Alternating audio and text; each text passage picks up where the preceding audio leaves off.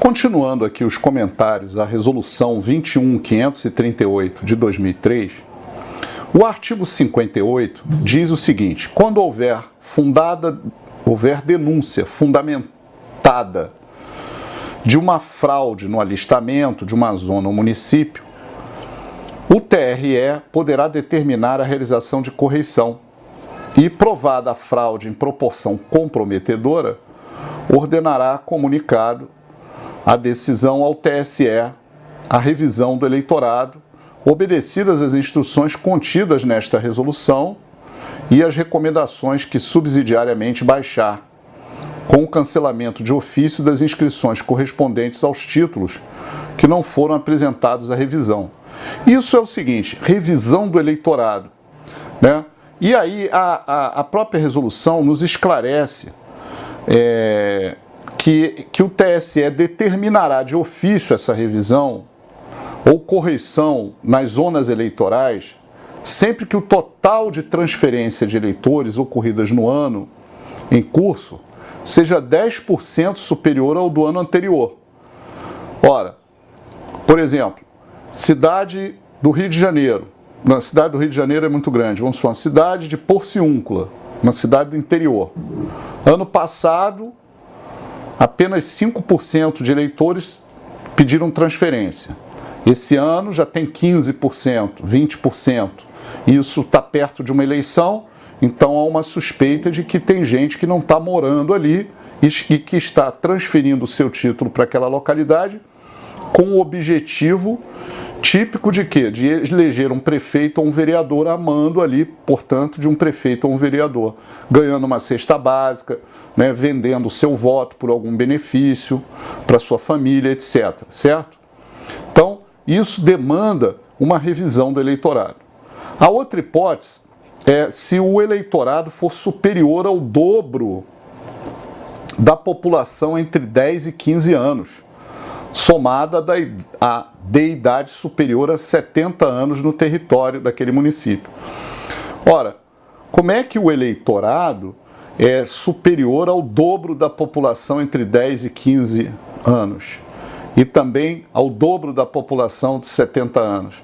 Então aqui não é que isso seja uma matemática muito certa de ter algum problema, mas há uma suspeita aqui efetiva de que tem mais eleitor do que habitante, né? E isso está chamando a atenção do TSE e, portanto, ele pode mandar fazer uma revisão do eleitorado naquela cidade. E se o eleitorado for superior a 65% da população projetada para aquele ano pelo Instituto Brasileiro de Geografia e Estatística, que é o IBGE. Ora, então, se o IBGE tem uma projeção, né, para aquela população local e o eleitorado for superior a 65% da população projetada, opa, tem alguma coisa muito estranha acontecendo ali naquela cidade e, portanto, nós precisamos fazer uma revisão do eleitorado. Quer dizer, o que é isso? É chamar aqueles eleitores que pediram a transferência dos seus títulos ou se alistaram naquela localidade para fazer uma checagem, verificar se realmente eles moram ali, se a residência deles coincide com aquela cidade. Muita gente se preocupa com o dia da votação, mas o dia da transferência, o dia do alistamento, ele contém, às vezes, por si só, uma fumaça, vamos dizer assim, de criminalidade, né? Então, é muito importante aqui a gente verificar que há aqui realmente políticos que às vezes são inescrupulosos e utilizam, né, os eleitores ali, comprando votos dos eleitores para transferir só para naquela véspera da eleição, né, na véspera do ano de eleição, ou no próprio ano de eleição, até 151 dias antes, diversos eleitores para aquela cidade. Então, há aqui uma suspeita, né, muito importante. O parágrafo 2º diz o seguinte: não será realizada revisão de eleitorado em ano eleitoral. Essa é uma regra. Salvo em situações excepcionais, quando autorizada pelo TSE. Nós já tivemos, eu não lembro o caso, que o TSE efetivamente autorizou isso de uma forma muito excepcional. Cabe à Secretaria de Informática apresentar anualmente, até o mês de outubro, à presidência do Tribunal Superior Eleitoral, estudo comparativo, que permita a adoção das medidas concernentes ao cumprimento da providência prevista no parágrafo 1º. O Tribunal Regional Eleitoral, por intermédio da Corregedoria Regional, inspecionará os serviços de revisão. Então isso é importante. O corregedor do TRE, no TRE, é que vai inspecionar esse serviço de revisão, mas esse serviço de revisão é feito na zona eleitoral ou em algumas zonas daquela cidade. Por exemplo, Niterói tem 10 zonas. Então, naquelas 10 zonas haverá uma inspeção dos serviços de revisão pelo corregedor. Agora, o artigo 60, é claro, diz que o juiz eleitoral, que é o juiz da zona eleitoral, poderá determinar a criação de postos de revisão que funcionarão em datas fixadas no edital, a que se refere o artigo 63, e em período não inferior a 6 horas, sem intervalo, não haverá intervalo, inclusive aos sábados vai funcionar esse posto de revisão, e se necessário, domingos e feriados. Olha que interessante, não tem intervalo, o posto de revisão funciona sábados, domingos e feriados, e o período não pode ser inferior a 6 horas. Quer dizer, são dados aqui que você deve lembrar para provas, porque às vezes a gente estuda muito essa lei e cai um detalhezinho desse. Ah, não é período inferior a 4 horas, não é período inferior a 5 horas, entendeu? São pequenas armadilhas que as questões de concurso nos preparam sobre esses temas. Então fique atento a esse dado. Em período não inferior a 6 horas, sem intervalo. Ah, tem intervalo? Sem intervalo. Sem intervalo. Inclusive aos sábados, se necessário, aos domingos e feriados.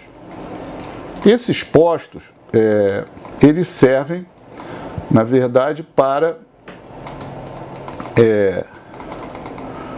ir de atendimento ao eleitor que está num distrito, num povoado mais longínquo do cartório eleitoral, da zona eleitoral, Parágrafo 1º.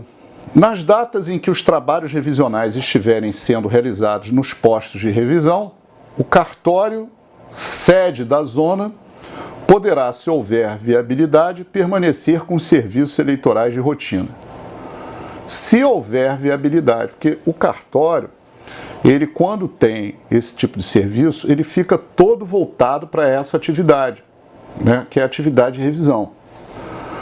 Diz a lei, após o encerramento diário do expediente, lá nos postos de revisão, que não é dentro do cartório eleitoral, a listagem geral e o caderno de revisão deverão ser devidamente guardados em local seguro e previamente determinado pelo juiz eleitoral.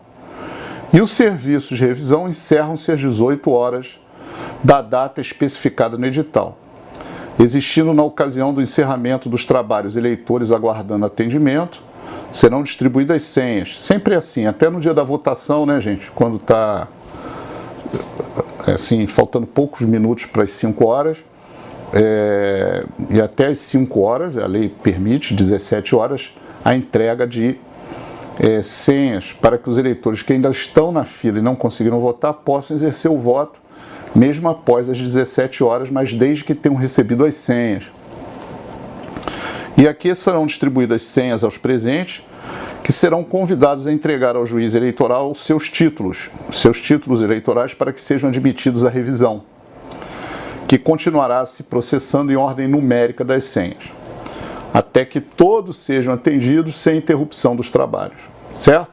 Então, essa é uma parte importante da aula de hoje, e nós vamos continuar em outras aulas comentando o texto dessa resolução pela sua importância para o concurso, especialmente do Tribunal Regional Eleitoral.